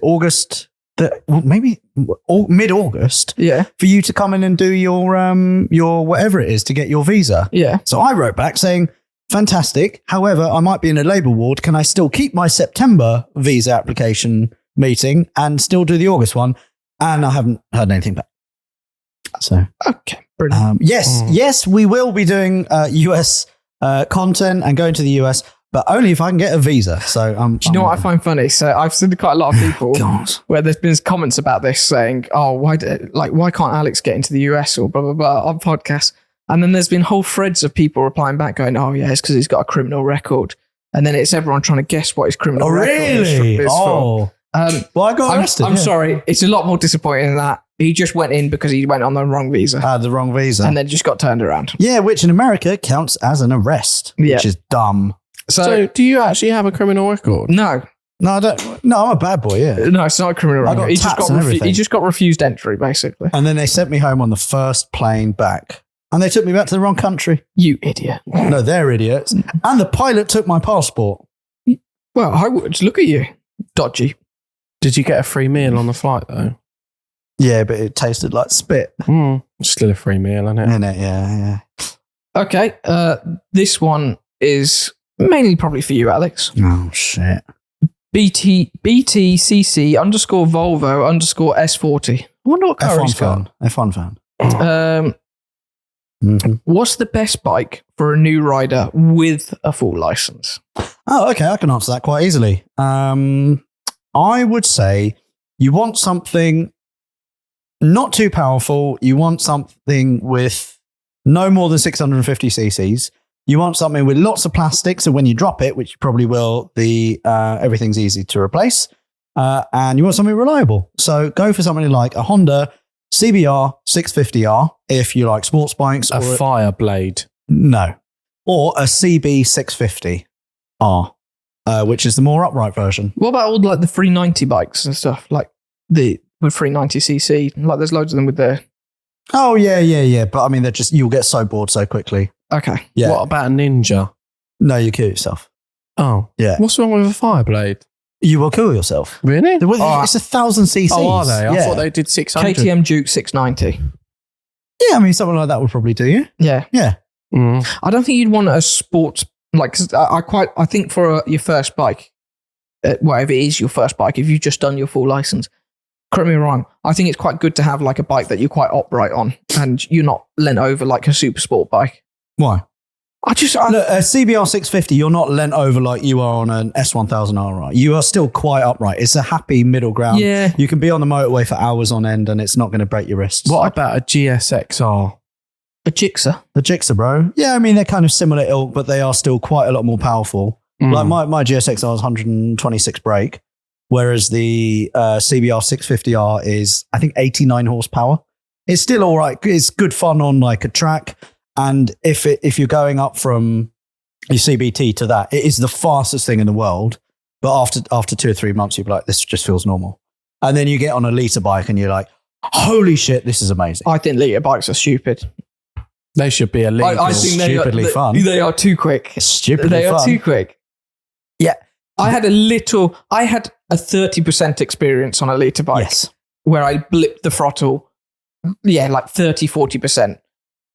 It's the fastest thing I've ever driven. Yes. Yeah. So do you think F1 cars are stupid? But they only go on track. Yeah, they're on track. Yeah. Well, you can take a litre bike on track as well. yeah. Well, Just because you got a litre bike doesn't mean that you need to ride around at 1,000 miles an hour. You can get up to the national speed limit, 60, 70 miles an hour, extremely quick. very quickly, and you can have loads of fun. I don't doesn't think- mean you have to do 130, Yeah, but 140 miles an hour. as you have stated, Yes. and this is repeating you Hypothetically. when you are on a bike like that, Yeah.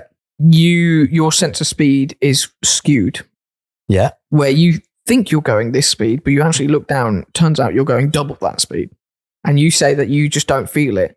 So I think those bikes are too quick. Yeah, but you just got to be sensible. I don't think I've ever seen someone ride a 1000cc motorbike slowly. Mm. Ever. Mm. Well, they got up to speed quickly. Do you remember when I was on that M1000RR? Yeah. And Yeah. I left you like the side of the road? I've never seen a vehicle accelerate so quickly in my life. It's good, isn't it? Ever. Yeah. I looked and you just went, oh, gone. Yeah. I usually, when I see a 1000cc motorbike, it was exactly what I saw on the way here today, which was outside lane, very fast, no rear number plate. Yeah, no, that's a completely different breed of bellend. So it was folded up. Yeah. But So I mean, how do you fold up your number plate? I just take it off. Oh, okay. Yeah. ULEZ is a scam. That's why I'm just doing it for ULEZ. No, but obviously, you get people in supercars who drive like bellends and what? I got you less fine. Did you? Yeah. What in? Oh, the lights flickered. In my Jag. Really? Yeah. Oh shit. Was that going to his? It was actually going to Moss. Oh. And to be fair, I went after I was like sitting there going, £90. I can take that with the sort of payment that I got in parts that we got from Moss. So I was like, you know what? I'm still Take it on the chin. I'm still doing all right. You are still doing all right. I'll Yeah. take it. But yeah, bloody you, Les. Yeah, no, it is shit. It is so shit. Yeah. It's just so. So apparently there is a way to get out of ULEZ. I don't know if this is still true, but What, you chop down the cameras? no, but I do find those videos hilarious. Take your number plates off. So the Clone plates. because the ULEZ is not a nationwide thing. It's not a thing like, so if you're from the north, you wouldn't really know what ULEZ is. So there's the rule where if you go all the way down, put in a complaint and like get a ULEZ fine and basically take them to court, you can prove, well, how am I meant to know what ULEZ is? It's not something on your driving test. It's not something you sign up to. It's not something you know. So how are you meant to know that you have to pay a ULEZ fine? Because there are thousands of signs. The signs saying not, ULEZ. though. There's not. No. This Loads is of ULEZ signs. no. It's saying ULEZ charge apply. What does that mean? How do you know if ULEZ applies to you? Yeah, but if it says charge applies, then Yeah, you're but- like, holy shit, what does that mean? but how do you know it applies to you? Well, you've got to look it up. If it says ULEZ charge applies, then while you're driving, you need to be on your phone looking it up. But this is what I mean. In all fairness, whenever you drive up to the Dartford crossing, it says Dartford crossing, pay online, blah, blah, blah. Yeah. You drive up to ULEZ, it just says ULEZ zone. Yeah. Yeah. It doesn't say It pay is online. the biggest scam, the biggest pile of shit that's come And out. unfortunately, it looks like they're trying to roll it out nationwide. Oh, yeah. Yeah. And this is all the- Nationwide. Yeah, Labour are more keen with ULEZ, so they want to roll out ULEZ nationwide. That would be ridiculous. Yeah, but after that, we're going to have paper mile as well. Yeah, that was the other thing that, they're talking about pay per mile as well. What is pay per mile? So you Every pay your mile road you- tax yeah. on the mileage that you do. So you do what, 30,000 miles? You probably do 30, Do you 40,000 know miles? who'll do very well from this? Mileage blockers. Yes, Yeah. some mileage blockers. Let's all buy mileage blockers. I'm not being funny, but if that's the case, I'm unplugging my Speedo. Oh, 100%. Yeah. I'll deal with the ABS lights. I'll just unplug To be it. fair, my E28 has the tacho's never gone up in it since I've owned it. But that's just because the cogs are broken behind the dash. Unless they're calculating your journey every single time through the cameras. I mean, they're not going to be doing it by your Speedo. They're going to be doing it through the cameras. That's why the cameras are there. Why are they attacking the motorist? I just don't get Because it's it. just an easy way to get money. Yeah, but it's so stupid. You attack this. So I could understand it. Everywhere else in Europe, they have cheap public transport. The UK, we do not have cheap public transport at all. It's like what? It's cheaper to fly to Albania than it is to get a train up to Liverpool. Like it's so stupid. You'd think if they wanted to decrease motorists and increase emissions, subsidize public transport, make it actually incentive enough that people want to get on public transport. But they don't do that. They just end up increasing the money on increasing the fines and all the shit that motorists have to go through. I think the sales of angle grinders are really go up when paper mile comes in. The Blade Runners? Yeah. No, Yeah. they're too loud. You use a recip. Oh, is that right? Yeah, Oh, yeah. You research I really do enjoy the TikTok videos where it's like, have you seen the words? Oh, look, this ULEZ camera's come up. I'm so happy. The air's so clean right now. How many days do you guys think until this one comes down then? And then the next video is like, oh, guys, the wind's blown it over again. Yeah. And do you know the best thing that people are doing? Obviously, they're chopping down the cameras. Yeah. And then they are replacing cameras, like these normal people, with bat boxes. Yeah, yeah. Because as soon as there's a bat box on a pole, you're not allowed to touch it. By law, no one is allowed to touch it. So they can't put cameras up anymore. That's a great idea. God, London has so many bats suddenly. It's crazy. Yeah, maybe we should start a bat box company. That'd be good, wouldn't it? Anyway, we've got a couple more questions from the Q&A. What we got? Is there one car you would sell? Is there one car you would sell all of your cars for? Who was that from? Do we know? I don't know. Okay. It doesn't matter. Someone asked that. Yeah. Is there one car you would sell? So I think I'd go with you two first. And My answer is no. yeah. So you're telling me you got offered something ridiculous, a Ferrari 250 GTO. And you would have to sell all of your cars just to have that. You would have the ultimate classic Ferrari in the world. But then you can't then sell it and just buy everything back. No, but you would then have the ultimate classic. Yeah, you'd have the ultimate, yeah. No. What is your ultimate car? Like money, no object. All right, let's rephrase We've it. mentioned it. Because your cars get crushed. Why would they get crushed? Because otherwise you could buy them back later on. So is there one car that you would want to replace all of the cars that you have with? You can still buy more cars after the 250 GTO. So you got to sell the 540i, the 6 Series, Minge. Well, I wouldn't want to sell them, but it would be a Singer. But I would create my own because you can spec to order. So you would choose, and because the only way that we can make this fair is you crush all your cars. You can still buy more cars after this. No, This doesn't. I wouldn't do it. You wouldn't do it. No, I wouldn't do it. Mm. If my car's all, burnt down or whatever, and I had to replace them with one car, it would be a Singer. But I wouldn't sell them. I would rather set myself a goal that's my end achievement, to buy that car and still have the rest of them than sell them all and then buy one. But I wouldn't do it. Same. I wouldn't. There is no one car in the world that could replace even 3 cars for me. That would be Phil.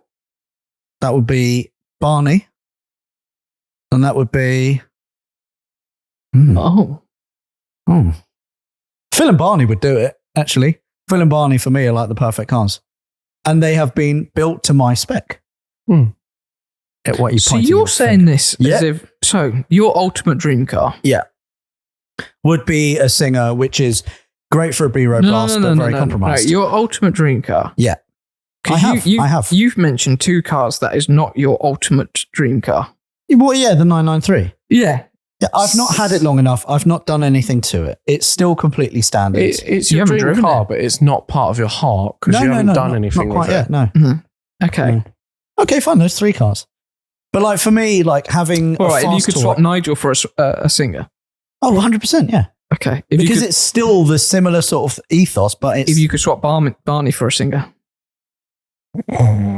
Barney for us. No, but we're talking all cars here. No. That's not the answer. If you could swap Barney for a Singer. No,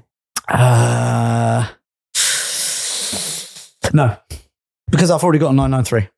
I could build that 993 to be perfect for me. Like, if money wasn't a thing, no.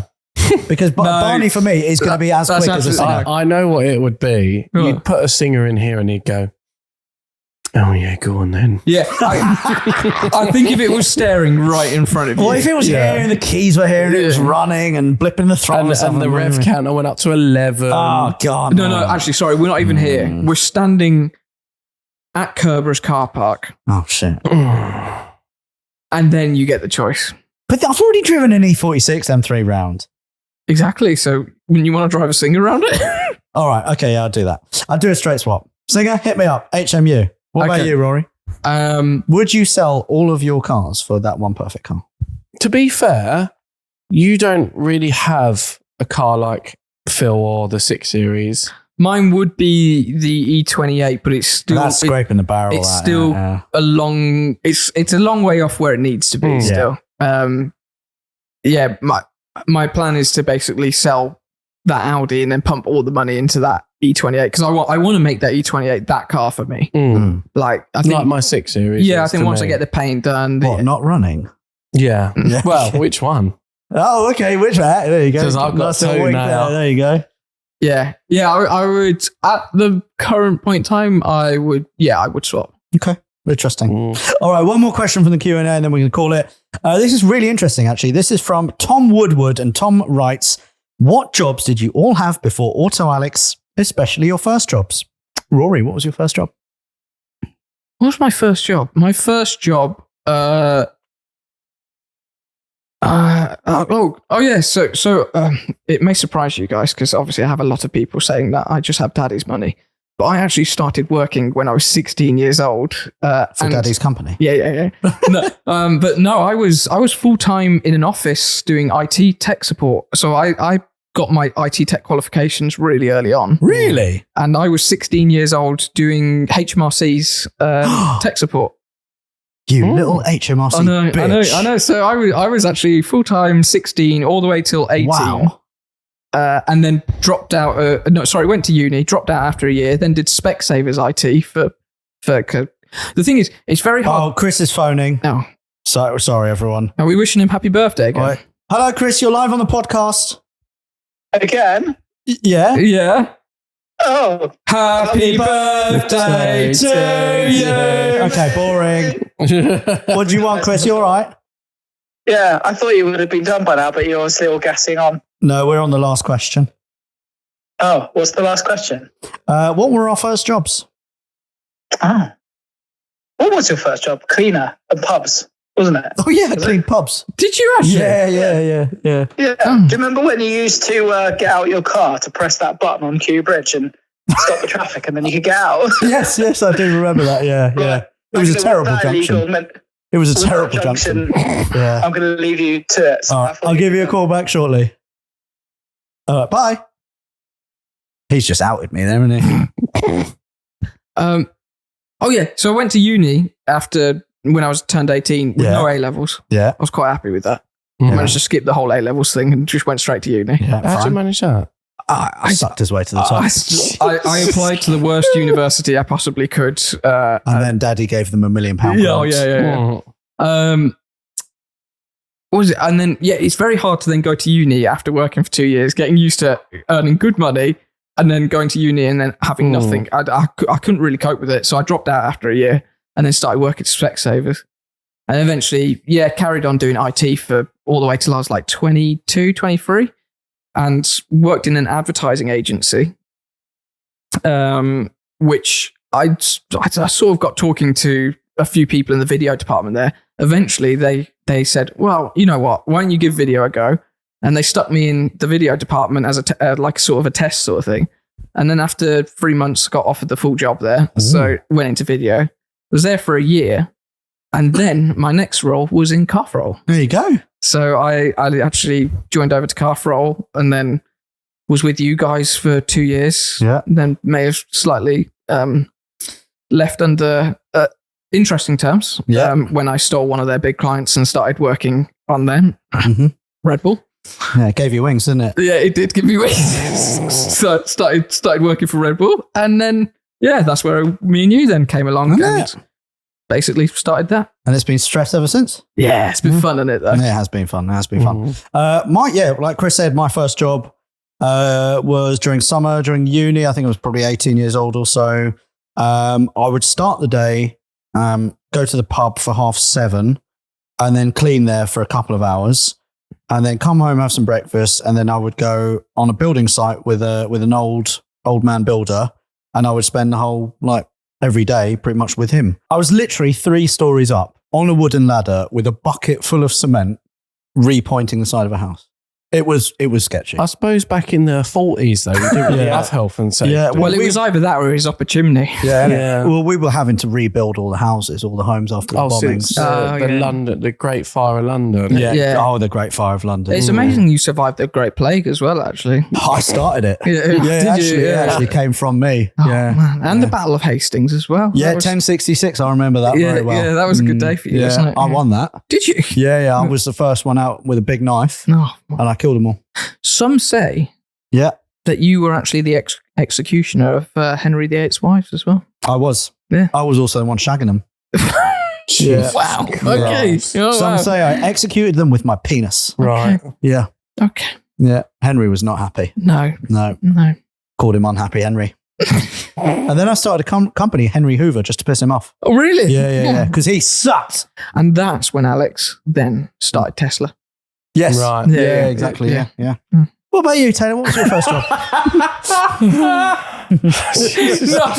no. All right. So we've already as well briefly. I think you've always gone into how you got into the automotive stuff and everything Yeah. as well, haven't you?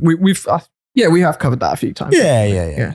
Okay. Worked at Domino's during uni, and then made a beeline for the local newspaper that had a motoring section. Did a bit of experience there, and then did Masters Automotive Journalism. Got a job at Autocar. Got poached by Adnan to help him kind of kickstart Car Throttle. All right. What was your favourite non-automotive job that you had? Favorite non-automotive job. So Domino's was good fun because I worked with all my mates. Yeah. And we used to drive around in really flash cars. And eat Domino's. And eat, oh God, we eat Domino's? And I got flashed quite a few times. Oh. Yeah, Mm. at the front door, which was always fun. Oh, people actually did that. Oh yeah. I got invited into people's homes quite a lot for sex. Did you go And how in? many times did you go in? I didn't. I had a long-term girlfriend at the time. So I met up after work. Oh, for right. sex, Yeah. Okay. Jesus. No, my favorite job, I love like laboring. I love building, love working with my hands and stuff like that. So anything physical, I enjoy. Obviously not at the moment because of my hernia. Mm. You know, I can't do anything. It's bad, It's not bad. It's just a little hernia that I need to get sorted. But yeah, labouring. Okay. If I wasn't doing what I was doing, I think I'd be in carpentry because I like wood. Speaking of, Taylor, Right. what was your first job? Believe it or not, my first college course was carpentry and bricklaying. Was it really? No. Yeah. Oh, wow. Oh, shit. Oh, were you? Is that why you haven't built your own toilet block yet? Yeah, pretty much. Yeah, but I went into carpentry and bricklaying. But you are fantastic with wood. Oh, yeah, I'm great with wood. Yeah. Oh, brilliant. Yeah. But yeah, I realised not long after that it wasn't for me, but I stuck with it for a year. Okay. I did a year's course. And then when I was 16, I did my first apprenticeship, Yeah. or my only apprenticeship, which was at a garage called Brian Martin in Cheshunt. Hello, Brian. And they used to be a Peugeot Citroën specialist, Yeah. but they weren't. They did everything. And I worked there for 8 years. Wow. And then How the hell did you stick something out for 8 years, let alone 8 months? Yeah, I worked there Wow. for 8 years, working on cars. I learned a lot. Learned how to do diagnostics, and Yeah. head gaskets, and timing belts, and clutches, and everything. Yeah. And Oh, Oh pardon my me. God. That was the Didn't beer. teach you manners though, did No, they? they did not. That was the beer. And then I left there, and I worked for 2 years at a place called Thunder Road Cars. Yeah. And that was where I've restored my 6 Series. Oh, okay. And I learned how to fabricate and do a bit of classic car restoration, Yeah. and helped build a few American classic racing cars and Yeah. stuff like that. It was a really cool job. Do you prefer classic Um, car, like doing maintenance on classic cars over modern cars? Or Yes and no. So it's a 50-50. Sometimes I enjoy working on newer stuff. I really enjoy ECUs and diagnostics and standalone ECUs and stuff like that. But with classics, I do enjoy the whole basic nut and bolt iness of it. And I like transforming them. You know, like when you get, look how different that looks from when we first picked it up. Yeah. And by the time that's got all the new bits on it, the Yeah. end result will be amazing. This is the Mark 1 Mini, by the way. Yeah. So did that for 2 years. And then I left and went back to Brian Martin for 2 years. Oh, nice. So in total, I worked there for 10 years. 27 10 years. And then I left there after 2 years, and I just wanted to do something a bit different. So I worked for the AA Yeah. because I wanted to be out on the road. I didn't want to be stuck in the same four walls all Yeah. day, but I still wanted to do something, mechanical, automotive related. I was going to get a job at a main dealer like as a salesman. Oh. But it's quite hard to get into that if you haven't got experience. Yeah. Because I was aiming for like BMW and all that. Like, I thought I'm not starting at the bottom. No. Can't be asked for Ford. But did that for 2 years at the AA. And then got fired for gross misconduct. I did enjoy the AA. But you got fired. But gross misconduct. no, I left. For gross misconduct. No, I did actually leave. And I didn't get done for gross misconduct. I don't even know what that is. It's what you do on a daily basis. It's what you got your written warning about.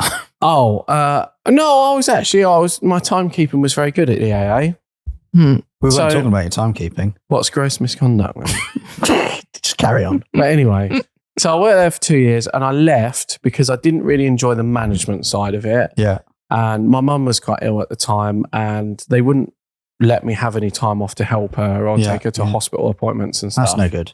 And I just left. I was like, I'm done with this. I don't want, them saying what I can and can't do when it comes to my mum. Like, I've got to care for her. Yeah, 100%. And I was like, I'm just going to do my own thing. And I had a unit at the time, luckily, while I was working for the AA. And I had 2 cars that I was selling, 2 E46 Tourings, I think.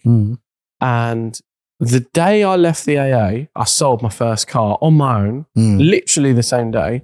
And then like a few days later, I sold the other one. I was like, I'm really enjoying this. And I stuck with it. And I think 2 years later or a year and a half later, I sold a car to you. Yeah.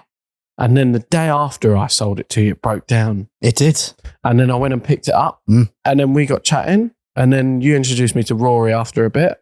And then we did the video on a 6 series. Yeah. And then it's just gone from there, really. Yeah. I wish none of that ever happened. Brilliant. And on that note, I think we're going to call it. We've been chatting for a very, very long time. This is a long podcast. It is, yeah. I've got a mum with a broken shoulder to get home to. I've got a wife with a large child inside her now. So I'm going to have to love you and leave And you. I need some more of these beers. We do, yeah. Let's have some more beers, which reminds me, thank you very much to Beer 52 for sponsoring this podcast. Get your box of 10 free beers. All you need to do is cover the postage cost, £5.95. Beer52.com/Autoalex. From us, thank you very much for listening and watching. We will see you next time. Whatever you're doing, do it to the best of your ability. Goodbye. Bye.